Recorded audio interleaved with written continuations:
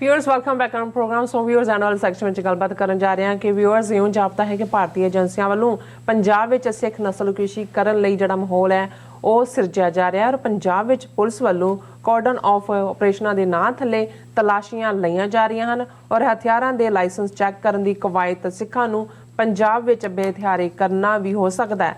ਸੋ ਸਿੱਖ ਕੌਮ ਨੂੰ ਖਬਰਦਾਰ ਹੋਣ ਦੀ ਲੋੜ ਹੈ। ਸੋ ਇਸ ਬਾਰੇ ਆਪਾਂ ਗੱਲਬਾਤ ਕਰਨ ਜਾ ਰਹੇ ਹਾਂ ਔਰ ਨਾਲ ਹੀ ਗੁਰਬਾਣੀ ਵਿਚਾਰਾਂ ਇਨਸਾਨ ਤੋਂ ਨਾ ਪਾਈ ਜਾਏਗੀ। ਸੋ ਅਸੀਂ ਚਾਹਾਂਗੇ ਕਿ ਤੁਸੀਂ ਇਸੇ ਤਰ੍ਹਾਂ ਜੁੜੇ ਰਹਿਣਾ। ਦੇਖਣ ਸੁਣਨ ਲਈ ਲਿਖਣ ਲਈ ਤੁਹਾਡਾ ਸਭ ਦਾ ਬਹੁਤ ਬਹੁਤ ਸ਼ੁਕਰੀਆ ਜੀ। ਡਾਕਟਰ ਸਾਹਿਬ ਕੀ ਵਿਚਾਰਾਂ ਨੇ?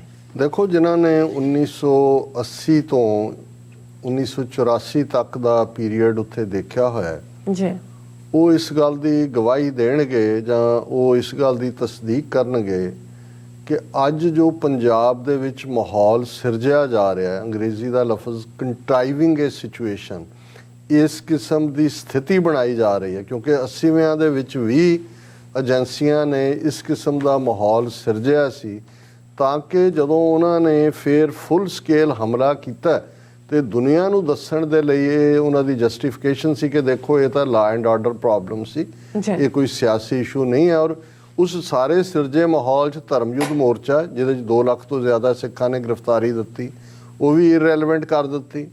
ਇਸ ਤੋਂ ਇਲਾਵਾ ਜਿਹੜੀਆਂ ਘਟਨਾਵਾਂ ਉਸ ਦੌਰ ਦੇ ਵਿੱਚ ਨਫ਼ਰਤ ਦੀਆਂ ਜਿਸ ਕਿਸਮ ਦਾ ਮਾਹੌਲ ਉਸ ਵੇਲੇ ਵੀ ਇਹ ਜਾਲੀ ਜਿਹੀ ਸ਼ਿਵ ਸੈਨਾ ਜਿਹਦੇ ਬਾਰੇ ਈਵਨ ਬਾਲ ਠਾਕਰੇ ਨੇ ਉਦੋਂ ਜਿਉਂਦਾ ਸੀ ਉਹਨੇ ਕਿਹਾ ਜੀ ਨਾਲ ਕੋਈ ਸੰਬੰਧ ਨਹੀਂ ਹੈ, ਪਰ ਏਜੰਸੀਆਂ ਨੇ ਉਸ ਕਿਸਮ ਦੇ ਖੜੇ ਕਰਕੇ ਉਹੀ ਨਫ਼ਰਤੀ ਮਾਹੌਲ ਕ੍ਰੀਏਟ ਕੀਤੇ।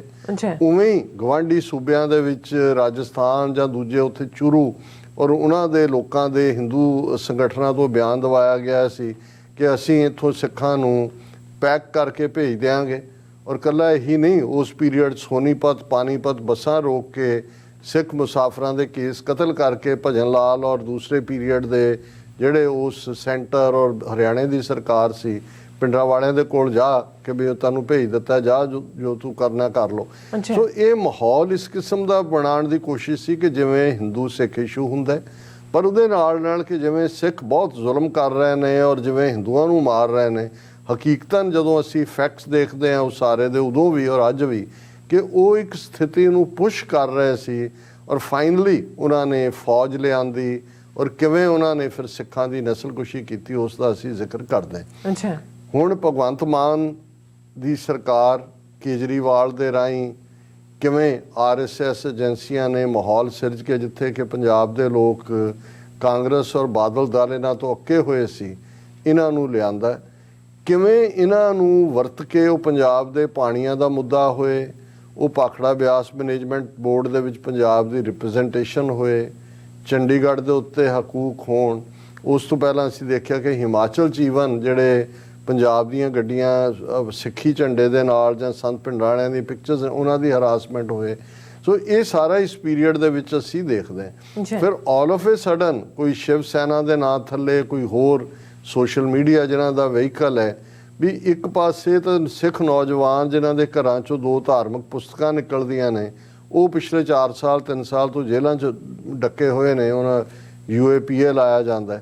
ਦੂਸਰੇ ਪਾਸੇ ਕਿਸ ਧੜੱਲੇ ਨਾਲ ਹਿੰਦੂ ਤਵੀ ਸ਼ਿਵ ਸੈਨਾ ਜਾਂ ਉਹਨਾਂ ਦੇ ਉਸ ਕਿਸਮ ਦੇ ਲੋਕ ਜਿਹੜੇ ਬਾਜ਼ਾਰੂ ਕਿਸਮ ਦੇ ਗੁੰਡੇ ਔਰ ਬਿਨਾਂ ਕਿਸੇ ਔਕਾਤ ਤੋਂ ਨੇ ਉਹ ਕਹਿਣ ਕਿ ਜੀ ਅਸੀਂ ਹਰਿਮੰਦਰ ਸਾਹਿਬ 'ਤੇ ਫਿਰ ਹਮਲਾ ਕਰਨਾ ਜਾਂ ਉਹ ਇਹ ਕਹਿਣ ਵੀ ਸਿੱਖਾਂ ਨੂੰ ਅਸੀਂ ਸਬਕ ਸਿਖਾਉਣਾ ਹੈ ਜਾਂ ਕੋਈ ਇਹ ਕਹਿੰਦਾ ਜੀ ਇਹਨਾਂ ਨੂੰ ਘਰਾਂ 'ਚੋਂ ਕੱਢ ਕੇ ਮਾਰੋ, ਇਹਨਾਂ ਦੀਆਂ ਔਰਤਾਂ ਨੂੰ ਬੇਪੱਤ ਕਰੋ। ਤੇ ਉਹ ਕਿੱਥੇ ਜਾਂਦੇ ਨੇ? ਹੇਟ ਕ੍ਰਾਈਮ ਦੇ ਉੱਤੇ ਜਿਹੜੇ ਇਹਨਾਂ ਦੇ ਕਾਨੂੰਨ ਨੇ ਜਿਨ੍ਹਾਂ ਥੱਲੇ ਬਿਹਾਈਂਡ ਦਾ ਬਾਰਸ ਹੋਣੇ ਚਾਹੀਦੇ ਨੇ।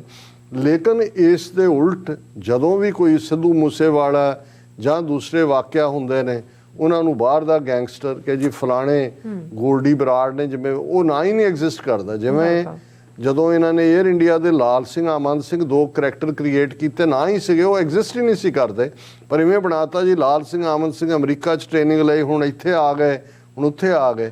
ਇਵੇਂ ਹੀ ਕੋਈ ਗੋਲਡੀ ਬਰਾੜ ਬਣਾ ਦਿੰਦੇ ਨੇ। ਕੋਈ ਹੋਰ ਸਿੱਧੂ ਮੂਸੇਵਾਲਾ ਦੇ ਮਾਮਲੇ 'ਚ ਵੀ ਤੁਸੀਂ ਦੇਖੋਗੇ ਕਿ ਕਿਸ ਕਿਸਮ ਦਾ ਸਾਰਾ ਇਹ ਗੈਂਗਸਟਰਾਂ ਦੇ ਨਾਂ ਨੇਮ ਡ੍ਰੌਪਿੰਗ ਕੀਤੀ ਜਾਂਦੀ ਹੈ। ਹੁਣ ਆਲ ਆਫ ਏ ਸਡਨ ਇਹ ਹੁੰਦਾ ਹੈ ਔਰ ਕਿ ਭਾਈ ਦੇਖੋ Punjab police conduct cordon and search operations across state aim to instil sense of security. ਉਹਨਾਂ ਨੇ ਕਿਹਾ ਜੀ ਬਿਲਕੁਲ ਹੁਣ ਅਸੀਂ ਡਿਸਟ੍ਰਿਕਟ ਹੈੱਡਕੁਆਰਟਰ ਚੁਣੇ ਨੇ, ਕਾਰਡਨ ਆਫ ਹੈ, ਪਰ ਇਹਦੇ ਨਾਲ ਜਿਹੜਾ ਪਾਰਟ ਇਹ ਲੱਗਦਾ ਹੈ ਕਿ ਵੀ ਇਹ ਗੇਮ ਕੀ ਹੈ। ਉਹਦੇ 'ਚ ਇਹ ਕਹਿਣਾ ਕਿ ਜੀ ਅਗਲੇ 3 ਮਹੀਨਿਆਂ ਦੇ ਵਿੱਚ ਅਸੀਂ ਸਾਰੇ ਹੀ ਜਿਹੜੇ ਵੈਪਨ ਹੋਲਡਰ ਨੇ ਉਹਨਾਂ ਨੂੰ ਚੈੱਕ ਕਰਾਂਗੇ, ਉਹਨਾਂ ਦੇ ਲਾਇਸੈਂਸ ਔਰ ਦੂਜੇ ਤੀਜੇ ਵੈਪਨ, ਅਸੀਂ ਜਿਹੜੇ ਗਨ ਹਾਊਸਿਸ ਨੇ ਉਹਨਾਂ ਦੇ ਚੈੱਕ ਕਰਾਂਗੇ। ਦੂਜਾ ਕਿਉਂਕਿ ਉਸ ਪੀਰੀਅਡ 'ਚ ਵੀ ਅਸੀਂ ਦੇਖ ਰਹੇ ਸੀ ਵੀ ਐਨ ਜਦੋਂ ਇਹਨਾਂ ਨੇ ਨਸਲਕੁਸ਼ੀ ਜੂਨ 84 ਤੋਂ ਕੁਝ ਦੇਰ ਪਹਿਲਾਂ ਲਾਇਸੈਂਸ ਜਮ੍ਹਾਂ ਕਰਵਾਉਣ ਦੀ ਗੱਲ ਕਰ ਲਈ ਸੀ ਰਿਕਾਰਡ, ਔਰ ਪੰਜਾਬ ਭਾਰਤ ਦਾ ਤੀਸਰਾ ਸੂਬਾ ਹੈ ਜਿਹਦੇ 'ਚ ਸਭ ਤੋਂ ਜ਼ਿਆਦਾ ਵੈਪਨ ਇਜ਼ਹਾਰ ਹੈ, ਜਿੱਥੇ ਸਟੇਟ ਦੇ ਕੋਲ ਸਟੇਟ ਤੁਹਾਨੂੰ ਜਿਹੜਾ ਉਹ ਸੇਫਟੀ ਸਿਕਿਉਰਿਟੀ ਪ੍ਰੋਵਾਈਡ ਨਹੀਂ ਕਰ ਸਕਦੀ ਤੇ ਫਿਰ ਹਥਿਆਰ ਹੀ ਨੇ ਜਿਹਦੇ ਤੁਸੀਂ ਸਿਟੀਜ਼ਨ ਆਪਣੀ ਸਿਕਿਉਰਿਟੀ ਕਰਦਾ ਹੈ। ਅਮਰੀਕਾ ਦੀ ਸੈਕੰਡ ਅਮੈਂਡਮੈਂਟ ਦੀ ਸਪਿਰਿਟ ਕੀ ਹੈ? ਇਹੀ ਹੈ ਕਿ ਜੇ ਸਟੇਟ ਫੇਲ ਹੁੰਦੀ ਹੈ ਤਾਂ ਉੱਥੇ ਤਾਂ ਆਲਰੇਡੀ ਸਟੇਟ ਫੇਲ ਹੈ। ਇੰਨੇ ਕੁ ਵਾਕਿਆਤ ਲੁੱਟ ਮਾਰ ਦੇ, ਮਰਡਰ ਦੇ ਔਰ ਦੂਜੇ ਹੋ ਰਹੇ ਨੇ ਤਾਂ ਰਿਪੋਰਟ ਹੀ ਨਹੀਂ ਹੋ ਰਹੇ ਕਿਸੇ ਪਾਸੇ, ਕਿਉਂਕਿ ਇਹ ਆਮ ਵਰਗੀ ਗੱਲ ਬਣ ਗਈ। ਸੋ ਇਹਨਾਂ ਹਾਲਾਤਾਂ 'ਚ ਮੈਨੂੰ ਇਹ ਲੱਗਦਾ ਹੈ ਕਿ ਬਈ ਅਸੀਂ ਜਦੋਂ ਉਹਨਾਂ ਨੇ review armed license next 3 months ਦੇ ਵਿੱਚ ਔਰ ਇਸ ਕਿਸਮ ਦੀਆਂ ਨੇ, ਇਸ ਗੱਲ ਤੋਂ ਸਾਨੂੰ ਸਜਗ ਹੋਣ ਦੀ ਲੋੜ ਹੈ ਕਿ ਇਹ ਇੱਕ ਇਸ ਕਿਸਮ ਦਾ ਜਿਹੜਾ ਫਰੇਮਵਰਕ ਵੀ ਹੋ ਸਕਦਾ ਹੈ, ਇਸ ਕਿਸਮ ਦੇ ਇੱਕ ਪੋਪ ਲੀਲਾ ਵੀ ਇਹਨਾਂ ਦੀ ਹੋ ਸਕਦੀ ਹੈ ਜਿਹਦੇ ਥੱਲੇ ਇਹ ਨਵੀਆਂ ਲਿਸਟਾਂ, ਨਵੀਂ ਸਾਰਾ ਪਾਰਟ। ਫਿਰ ਇਹ ਵੀ ਆਇਆ ਕਿ ਜੀ ਜਿਹੜੇ ਸੰਦੀਪ ਸਿੰਘ ਦੇ ਹੱਕ 'ਚ ਖਲੋਤੇ, ਉਹ ਜਿਹੜਾ ਨੌਜਵਾਨ ਨੇ ਉਹਨੂੰ ਸੂਰ ਦੇ ਬੱਚੇ ਨੂੰ ਜਿਹੜਾ ਉਹ ਸਜ਼ਾ ਯਾਫਤਾ ਕੀਤਾ, ਉਸ ਦੇ ਉੱਤੇ ਜਿਹੜੇ ਹੱਕ 'ਚ ਆਏ ਕੇਸ ਦਰਜ ਹੋ ਰਹੇ ਨੇ। ਦੂਸਰਾ ਪਾਰਟ, ਜੇ ਅੰਮ੍ਰਿਤ ਸੰਚਾਰ ਲਹਿਰ ਚੱਲ ਰਹੀ ਹੈ, ਇਹਨੂੰ ਵੀ 80s ਦੇ ਉਸ ਤਰੀਕੇ ਨਾਲ ਹੀ ਜਿਵੇਂ ਸੰਤ ਪਿੰਡਾਂ ਵਾਲਿਆਂ ਦੇ ਦੌਰ ਨੂੰ ਬਿਆਨਣ ਦੀ ਕੋਸ਼ਿਸ਼ ਕੀਤੀ ਗਈ ਸੀ। ਇੰਦਰਾ ਗਾਂਧੀ ਨੇ ਖੁਦ ਪਾਰਲੀਮੈਂਟ 'ਚ ਕਿਹਾ ਸੀ ਕਿ ਜੀ पंजाब से खबरें मिली हैं कि वहाँ रिलीजियस फंडामेंटलिज्म का जोर रिलीजियस फंडामेंटलिज्म जोर पकड़ रहा है, मज़हब के नाम पे ऐसा किया जा रहा है। और यही गल जो उन्होंने फिर 10 जून ਨੂੰ ਜਿਹੜਾ ਫੌਜ ਦੇ ਨਾਂ ਫੋਰਟਨਾਈਟਲੀ ਸਰਕੂਲਰ ਸੀ ਉਹਦੇ 'ਚ ਵੀ ਇਹੀ ਗੱਲ ਕਹੀ ਸੀ ਕਿ ਵੀ ਇਹ few people are baptized in the name of religion, they wear a miniature kirpan round their neck and are called amritdharis। और फिर वही सर्कुलर सी कि अमृतधारीज वेरी डेंजरस पीपल, दिस और उन्होंने परसिक्यूशन और फड़ोफड़। यही अंदाज मैनू ये नज़र आ रहा, वही जुमले इस्तेमाल हो रहे हैं। उस जमाने च अजे सोशल मीडिया नहीं सी, सो प्रिंट मीडिया जिहदे जलंधर दे पंजाब केसरी, वीर प्रताप, हिंद समाचार, ठग बाणी, वो सारे इस्तेमाल हो रहे सी नैटवर्क। हुण तां सोशल मीडिया राही जिन्हों मर्जी जिथे मर्जी जो मर्जी कोई कही जाए। सो मैनू ये लग रहा कि भी इस किस्म का माहौल सिरजिया जा रहा है, इस तो खबरदार होने की लोड़ है। और कनक्लूजन दे विच असीं गुरबाणी विचार जिहड़ा शब्द असीं युवा सिटी जाण तो पहला लंबा शब्द शुरू किया सी, उसके अखीरले जिहड़े ने दो उसते असीं ने जिहड़े रहिंदे ने, बाकी श्री राग दे शब्द दे अज मैं एक जिहड़ा उसनूं विचारांगा। आपे खसम निवाजिया, गुरु नानक पातशाह दा शब्द है।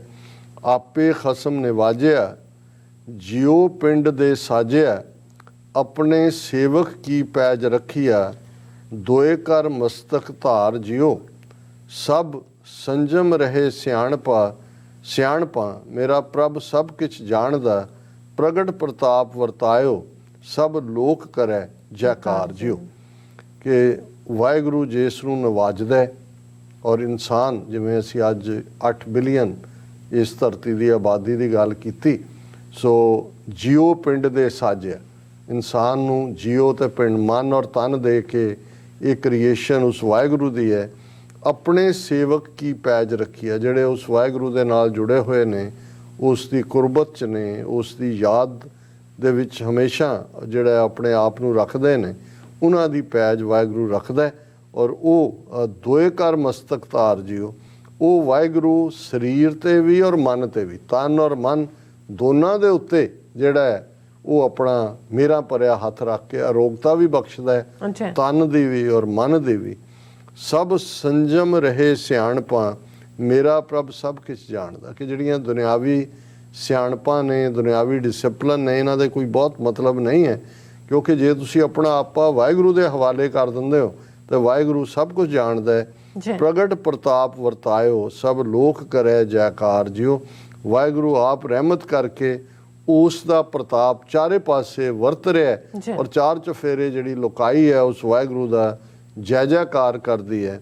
ਮੇਰੇ ਗੁਣ ਅਵਗੁਣ ਨਾ ਵਿਚਾਰਿਆ, ਪ੍ਰਭ ਆਪਣਾ ਬਿਰਧ ਸਮਾਰਿਆ, ਕੰਠ ਲਾਏ ਕੇ ਰੱਖਿਓ ਲਗੈ ਨਾ ਤਤੀ। ਵਾਓ ਜੀਓ ਕਿ ਉਹ ਵਾਹਿਗੁਰੂ ਜਦੋਂ ਅਸੀਂ ਵਾਹਿਗੁਰੂ ਦੇ ਹੋ ਜਾਈਏ ਫਿਰ ਉਹ ਗੁਣ ਤੇ ਅਵਗੁਣ ਉਹਨਾਂ ਦਾ ਵਿਚਾਰ ਨਹੀਂ ਕਰਦਾ। ਵਾਹਿਗੁਰੂ ਆਪਣੇ ਭਗਤਾਂ ਦੀ ਪੈਜ ਰੱਖਦਾ ਹੈ, ਉਹਨਾਂ ਦੀ ਸੰਭਾਲ ਕਰਨਾ ਉਸ ਦਾ ਬਿਰਧ ਹੈ। ਕੰਠ ਲਾਏ ਕੇ ਰੱਖਿਓ ਨੂੰ ਆਪਣੇ ਗਲ ਲਾ ਲੈਂਦਾ ਹੈ, ਲਗੈ ਨਾ ਤਤੀ। ਵਾਓ ਜੀਓ ਉਹਨਾਂ ਨੂੰ ਜਿਹੜੇ ਵਾਹਿਗੁਰੂ ਦੇ ਹੋ ਜਾਂਦੇ ਨੇ ਫਿਰ ਤਤੀ ਵਾਹ ਵੀ ਨਹੀਂ ਲੱਗਦੀ।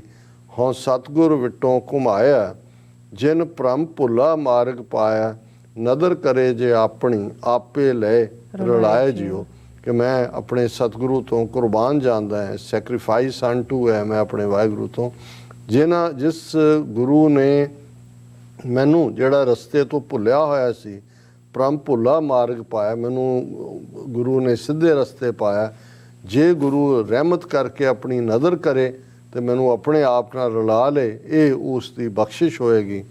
ਮੈਂ ਮਨ ਤਨ ਪ੍ਰਭ ਧਿਆਇਆ, ਜੀ ਛੜਿਆ ਫਲ ਪਾਇਆ, ਸ਼ਾਹ ਪਾਤਸ਼ਾਹ ਸਿਰ ਖਸਮ ਤੂੰ, ਜਪ ਨਾਨਕ ਜੀਵੈ ਨਾਉ ਜੀਓ ਕਿ ਮੈਂ ਆਪਣਾ ਮਨ ਤੇ ਤਨ ਵਾਹਿਗੁਰੂ ਦੇ ਹਵਾਲੇ ਕਰਕੇ ਉਸ ਨੂੰ ਆਪਣੇ ਧਿਆਨ 'ਚ ਰੱਖਦਾ ਔਰ ਉਸ ਦੀ ਬਦੌਲਤ ਜੋ ਮੇਰੇ ਮਨ ਦੀਆਂ ਡਿਜ਼ਾਇਰਸ ਨੇ ਉਹ ਸਤਿਗੁਰੂ ਪੂਰੇ ਕਰਦਾ, ਕਿਉਂਕਿ ਉਹ ਵਾਹਿਗੁਰੂ ਪਾਤਸ਼ਾਹ ਦਾ ਪਾਤਸ਼ਾਹ ਹੈ। ਉਹ ਸਿਰ ਸ਼ਾਹ ਪਾਤਸ਼ਾਹ ਸਿਰ ਖਸਮ ਤੂੰ, ਜਪ ਨਾਨਕ ਜੀਵੈ ਨਾਉ ਜੀਓ। ਗੁਰੂ ਨਾਨਕ ਸਾਹਿਬ ਫਰਮਾਉਂਦੇ ਨੇ ਕਿ ਉਸ ਵਾਹਿਗੁਰੂ ਨੂੰ ਜਿਹੜਾ ਪਾਤਸ਼ਾਹ ਦਾ ਪਾਤਸ਼ਾਹ ਹੈ ਉਸ ਦੇ ਨਾਮ ਨੂੰ ਜਪ ਕੇ ਜਿਹੜਾ ਅਸੀਂ ਆਪਣਾ ਜੀਵਨ ਸਫਲ ਕਰ ਸਕਦੇ ਹਾਂ।